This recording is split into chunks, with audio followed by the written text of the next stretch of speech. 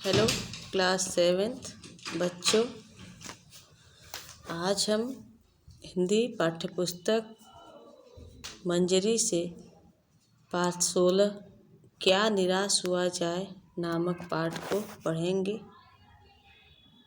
प्रस्तुत निबंध में निबंधकार ने निराशा के स्थान पर सदैव आशावान बने रहने की प्रेरणा दी है। इस निबंध की निबंधकार हजारी प्रसाद द्विवेदी जी हैं।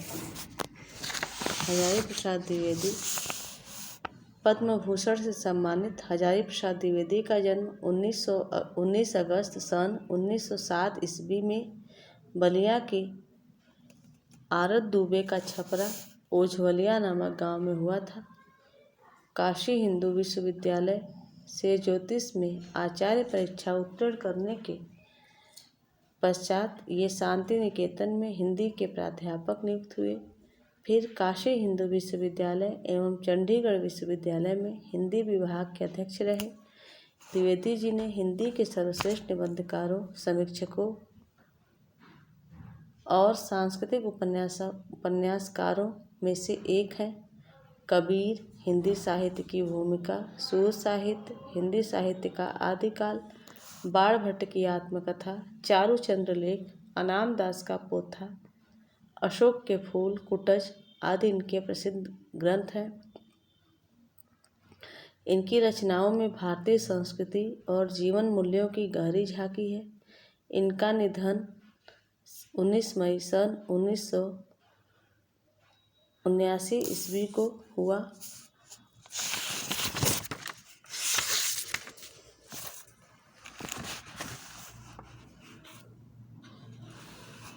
क्या निराश हुआ जाए। मेरा मन कभी कभी बैठ जाता है समाचार पत्रों में ठगी, डकैती, चोरी, तस्करी और भ्रष्टाचार भरे रहते हैं। आरोप प्रत्यारोप का कुछ ऐसा वातावरण बन गया है कि लगता है देश में कोई ईमानदार ही नहीं रह गया है।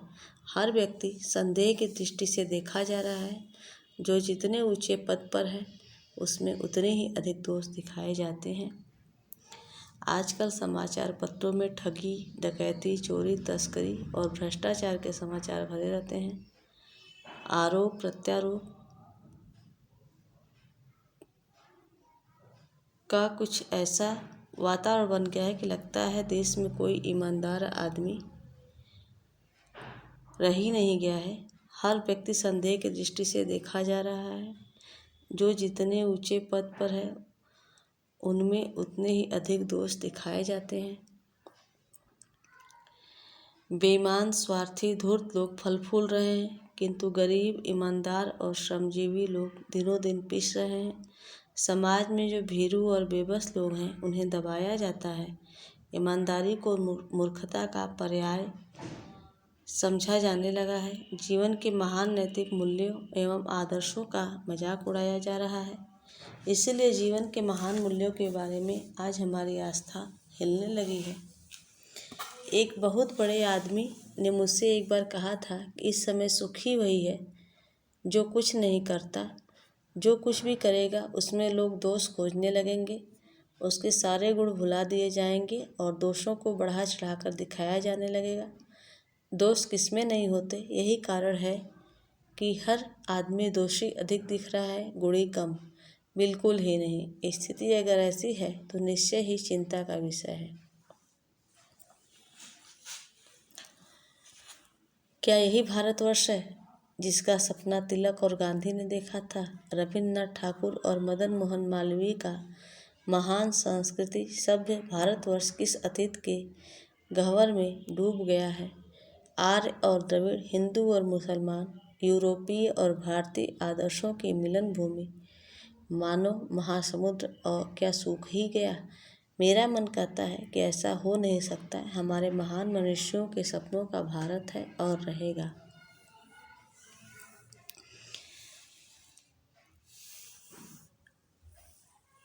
यह सही है कि इन दिनों कुछ ऐसा माहौल बना है कि ईमानदारी से मेहनत करके जीविका चलाने वाले निरीह और भोले भाले श्रमजीवी पिस रहे हैं और झूठ तथा फरेब का रोजगार करने वाले फल फूल रहे हैं। ईमानदारी को मूर्खता का पर्याय समझा जाने लगा है। सच्चाई केवल भीरू और बेबस लोगों के हिस्से पड़ी है।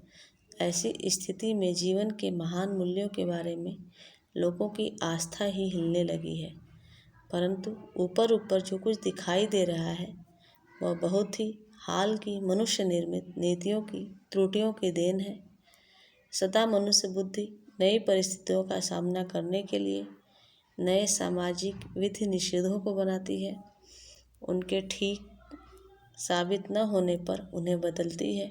नियम कानून सबके लिए बनाए जाते हैं, पर सबके लिए कभी कभी एक ही नियम सुखकर नहीं होते।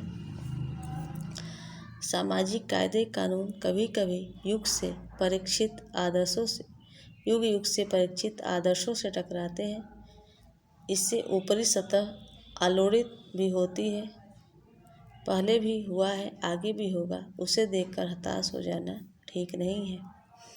लेखक के कहने का मतलब है कि बहुत सारी नीतियाँ जो है वो मनुष्यों के द्वारा बनाया गया है और मनुष्य जो है अपनी नई बुद्धि से परिस्थितियों का सामना करने के लिए नए नए सामाजिक नियमों को बनाता है और उसका निषेध करता है।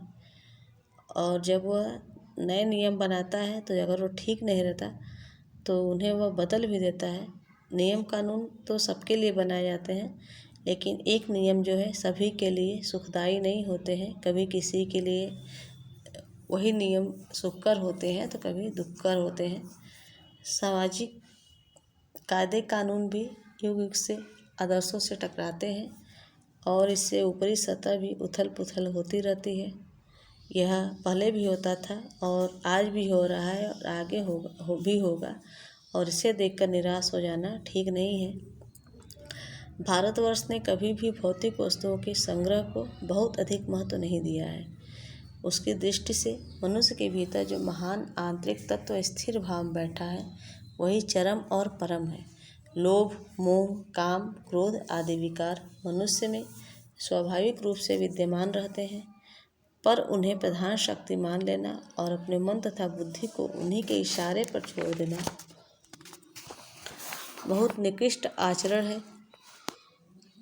भारतवर्ष ने कभी भी उन्हें उचित नहीं माना। उन्हें सदा संयम के बंधन में बांध कर रखने का प्रयत्न किया, परंतु भूख की उपेक्षा नहीं की जा सकती, बीमार के लिए दवा की उपेक्षा नहीं की जा सकती, गुमराह को ठीक रास्ते पर ले जाने के उपाय की उपेक्षा नहीं की जा सकती। हुआ यह कि इस देश के कोटि कोटि दरिद्रजनों की हीन अवस्था को दूर करने के लिए ऐसे अनेक कायदे कानून बनाए गए हैं जो कृषि उद्योग, वाणिज्य, शिक्षा और स्वास्थ्य की स्थिति उन्नत और सुचारू बनाने के लक्ष्य से प्रेरित है। परंतु जिन लोगों को इन कार्यों में लगना है उनका मन सब समय पवित्र नहीं होता। प्रायः वे ही लक्ष्य को भूल जाते हैं और अपने ही सुख सुविधा की ओर ज़्यादा ध्यान देने लगते हैं। संशय सब समय आदर्शों द्वारा चालित नहीं होता। जितने बड़े पैमाने पर इन क्षेत्रों में मनुष्य की उन्नति के विधान बनाए गए हैं, उतनी ही मात्रा में लोभ, मोह जैसे विकार भी विस्मृत होते गए। लक्ष्य की बात भूल गए, आदर्शों को मजाक का विषय बनाया गया और संयम को तकियानुसी मान लिया गया। परिणाम जो होना था वह हो रहा है। वह कुछ थोड़े से लोगों के बढ़ते हुए क्षोभ का नतीजा है, परंतु इससे भारतवर्ष के पुराने आदर्श और भी अधिक स्पष्ट रूप से महान और उपयोगी दिखाई देने लगे हैं। भारतवर्ष सदा कानून को धर्म के रूप में देखता है। समाज आज एकाएक कानून और धर्म में अंतर कर दिया गया है। धर्म को धोखा नहीं दिया जा सकता, कानून को दिया जा सकता है। यही कारण है कि जो लोग धर्म भीरू हैं वे कानून की त्रुटियों से लाभ उठाने में संकोच नहीं करते। इस बात के पर्याप्त प्रमाण खोजे जा सकते हैं कि समाज के ऊपरी वर्ग में चाहे जो भी होता रहा हो, भीतर भीतर भारतवर्ष अब भी ये अनुभव कर रहा है कि धर्म कानून से बड़ी चीज़ है। अब भी सेवा, ईमानदारी, सच्चाई और आध्यात्मिकता के मूल्य बने हुए हैं। वे दब अवश्य गए हैं, लेकिन नष्ट नहीं हुए हैं। आज भी वह मनुष्य से प्रेम करता है, महिलाओं का सम्मान करता है, झूठ और चोरी को गलत समझता है, दूसरों को पीड़ा पहुंचाने को पाप समझता है। हर आदमी अपने व्यक्तिगत जीवन में इस बात का अनुभव करता है। समाचार पत्रों में जो भ्रष्टाचार के प्रति इतना आक्रोश है, वह यही साबित करता है कि हम ऐसी चीज़ों को गलत समझते हैं और हमारा समाज में उन तत्वों की प्रतिष्ठा कम करना चाहते हैं जो गलत तरीके से धन या मान संग्रह करते हैं। दोषों का पर्दाफाश करना बुरी बात नहीं है।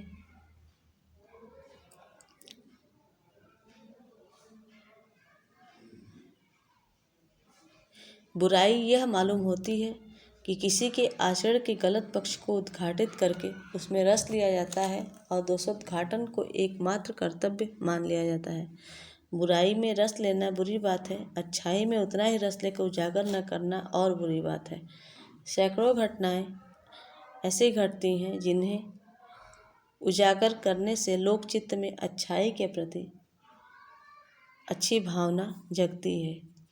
लेखक कहते हैं कि लोग एक दूसरे की बुराई को बड़ा रस ले लेकर सबके सामने लाते हैं, और जो कि बहुत ही बुरी बात है, किंतु दूसरे की अच्छाई को उतना ही रस लेकर प्रकट करने में संकोच करना तो और भी बुरी बात है। हमारे पास असंख्य घटनाएं ऐसी घटती हैं जिन्हें यदि प्रकट किया जाए तो लोगों के दिल में अच्छाई के प्रति अच्छी भावना जाग सकती है। अतः अच्छाई को प्रकट करने में कभी भी पीछे नहीं रहना चाहिए। एक बार रेलवे स्टेशन पर टिकट लेते हुए गलती से मैंने 10 के बजाय 100 रुपये का नोट दिया और जल्दी जल्दी गाड़ी में जाकर बैठ गया। थोड़ी देर में टिकट बाबू उन दिनों के सेकंड क्लास के डिब्बे में हर आदमी का चेहरा पहचानता हुआ उपस्थित हुआ। उसने मुझे पहचान लिया और बड़ी विनम्रता के साथ मेरे हाथ में 90 रुपये रख दिए और बोला, यह बहुत गलती हो गई थी, आपने भी नहीं देखा, मैंने भी नहीं देखा। उसके चेहरे पर विचित्र संतोष की गरिमा थी। मैं चकित रह गया। कैसे कहूँ कि सच्चाई और ईमानदारी लुप्त हो गई है। वैसी अनेक अवांछित घटनाएं भी हुई हैं, परंतु यह एक बात ठगी और वंचना की अनेक घटनाओं से अधिक शक्तिशाली है। एक बार मैं बस में यात्रा कर रहा था। मेरे साथ मेरी पत्नी और 3 बच्चे भी थे। बस में कुछ खराबी थी, रुक रुक कर चलती थी। गंतव्य से कोई 8 किलोमीटर पहले ही एक निर्जन सुनसान स्थान में बस ने जवाब दे दिया। रात के कोई 10 बजे होंगे। बस में यात्री घबरा गए। कंडक्टर उतर गया और एक साइकिल लेकर चलता बना। लोगों को संदेह हो गया कि हमें धोखा दिया जा रहा है। बस में बैठे लोगों ने तरह तरह की बातें शुरू कर दी। किसी ने कहा, यहाँ डकैती होती है। 2 दिन पहले इसी तरह एक बस को लूटा गया था। परिवार सहित अकेला मैं ही था।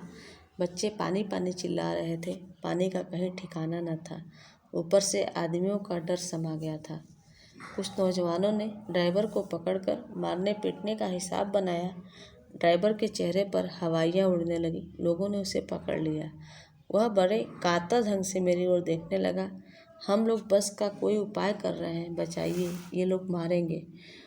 डर तो मेरे मन में भी था, पर उसकी कातर मुद्रा देखकर मैंने यात्रियों को समझाया कि मारना ठीक नहीं है, परंतु यात्री इतने घबरा गए कि मेरी बात सुनने को तैयार नहीं हुए। कहने लगे, इसकी बातों में मत आइए, धोखा दे रहा है, कंडक्टर को पहले ही डाकियों के यहाँ भेज दिया है। मैं भी बहुत भयभीत था, पर ड्राइवर को किसी तरह मारपीट से बचाया। 1.5-2 घंटे बीत गए।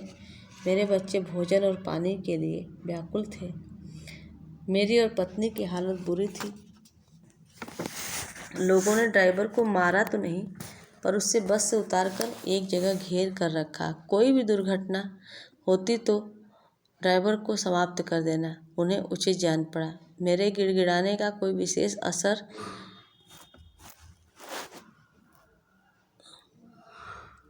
नहीं पड़ा। इसी समय क्या देखता हूँ कि एक खाली बस चली आ रही है और उस पर हमारा बस कंडक्टर भी बैठा हुआ है। उसने आते ही कहा, अड्डे से नई बस लाया हूँ, इस पर बैठिए, वह बस चलाने लायक नहीं है। फिर मेरे पास एक लोटे में पानी और थोड़ा सा दूध लेकर आया और बोला, पंडित जी, बच्चों का रोना मुझसे देखा नहीं गया। वहीं दूध मिल गया। थोड़ा लेता आया। यात्रियों में फिर जान आई। सबने उसे धन्यवाद दिया, ड्राइवर से माफ़ी मांगी और 12 बजे से पहले ही सब लोग बस अड्डे पहुंच गए। कैसे कहूँ कि मनुष्यता एकदम समाप्त हो गई है। कैसे कहूँ कि लोगों में दया माया रही नहीं गई। जीवन में न जाने कितनी ऐसी घटनाएं हुई है जिन्हें मैं भूल नहीं सकता। ठगा भी गया हूँ, धोखा भी खाया हूँ, परंतु बहुत कम स्थलों पर विश्वासघात नाम की चीज़ मिलती है। केवल उन्हीं बातों का हिसाब रखो जिनमें धोखा खाया है, तो जीवन कष्टकर हो जाएगा। परंतु ऐसी घटनाएं भी बहुत कम नहीं हुई है जब लोगों ने अकारण ही सहायता की है, निराश मन को ढांढस दिया है और हिम्मत बंधाई है। कविवर रविन्द्रनाथ ठाकुर ने अपने प्रार्थना गीत में भगवान से प्रार्थना की थी कि संसार में केवल नुकसान ही उठाना पड़े, धोखा ही खाना पड़े, तो ऐसे अवसरों पर भी हे प्रभु, मुझे इतनी शक्ति दो कि मैं तुम्हारे ऊपर संदेह न करूं। मनुष्य की बनाई विधियां गलत नतीजे तक पहुंच रही हैं और इन्हें बदलना होगा। वस्तुतः आए दिन इन्हें बदला ही जा रहा है, लेकिन अब भी आशा की ज्योति बुझी नहीं है। महान भारतवर्ष को पाने की संभावना बनी हुई है, बनी रहेगी।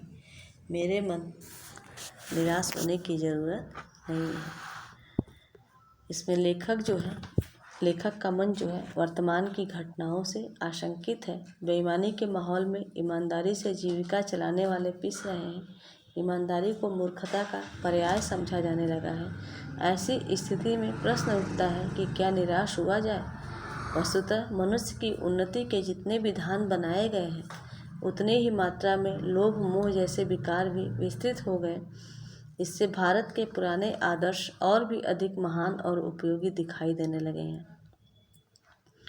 लेखक ने एक टिकट बाबू की ईमानदारी और एक बस कंडक्टर की कर्तव्य परायणता का उदाहरण देकर संतोष व्यक्त किया है। उसमें लिखा है कि जीवन में ऐसी घटनाएं भी घटित हुई जब लोगों ने अकारण ही सहायता की, निराश मन को ढांढस बंधाया और हिम्मत दिलाई। इसलिए अभी भी आशा की ज्योति बुझी नहीं है। महान भारतवर्ष को पाने की संभावना बनी हुई है और बनी रहेगी।